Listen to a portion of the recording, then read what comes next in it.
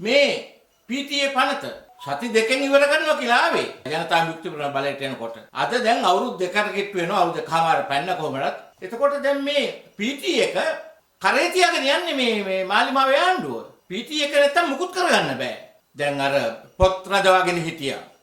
දීපචෙල්ලොන්ගේ. ඒ වගේම කිල්නොච්චියේ තරුණයෙක්ව PTA එකට ගත්තා. දැන් එයාට අප දුන්නා ඊට පස්සේ. ඒක සමාජයෙන් මතුවෙච්ච පීඩනය නිසා. නමුත් අපි තේරුම් ගන්නට ඕනේ අද PTA එක නැතුව මෙයාට පවතින්න බෑ. PTA එකයි හදිසි නීතියයි. හදිසි නීතිය මොන කේබල්ටද තියෙන්නේ? මොකද්ද මේ රටේ තියෙන හදිසි අද?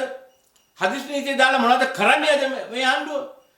විපක්ෂයේ බලවේග, කම්කරුපත්ති බලවේගය ආණ්ඩුව විරුද්ධව කටයුතු කරන අය මර්ධනය කිරීමේ උපකරණයකට තමයි හදිසි නීතිය තියෙන්නේ.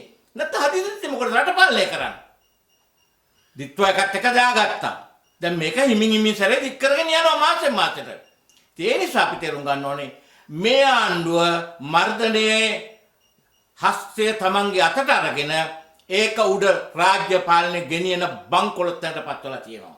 දැන් ශලේවත් අරනවා. ශලේලා කරපු දේවල්, රාජපක්ෂලා කරපු දේවල් පාස්කු මේ බෝම්බ සිදුවීම ගැන රාජපක්ෂලා වග උත්තර කරු වෙලා තියෙන්නේ මේ සමාජ ස්ථාපිත. ඒකට ඒගොල්ලෝ උත්තර දෙන්න ඕනේ. නමුත් අපි මේ ශලේ වෙනුවෙන් කඳුළු හලන්න අපි ඇවිල්ලා නැහැ. නමුත් ශලේ වගේ අය මේ PTA එක යටතේ රඳවාගෙන ඇයි සාමාන්‍ය නීතියට මේක කරන්න බැරි? මොකද්ද තියෙන ප්‍රශ්නේ?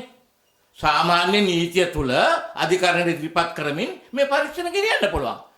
ඇයි මේ ත්‍රස්තවාදයේ වැළැක්වීමේ පනත පාවිච්චි කරලා ඊටම අමානුෂික විදියට සත්තුන්ට විදියට සැලකමින් අපි දන්නවා මේ වසන්ත මුදලි කියලා මේ පෞද්ගලික කාලේ මේ රනිල් වික්‍රමසිංහගේ කාලේ ඉඳලා ඊට කලින් ඉඳලා මේ PTA පනත හැම ආණ්ඩුවක්ම ගෝඨාභයලා මහින්ද රාජපක්ෂලා හැම කෙනෙක්ම PTA එක පාවිච්චි කරේ මේ රටේ විරුද්ධවාදී මර්ධනය කරන්න.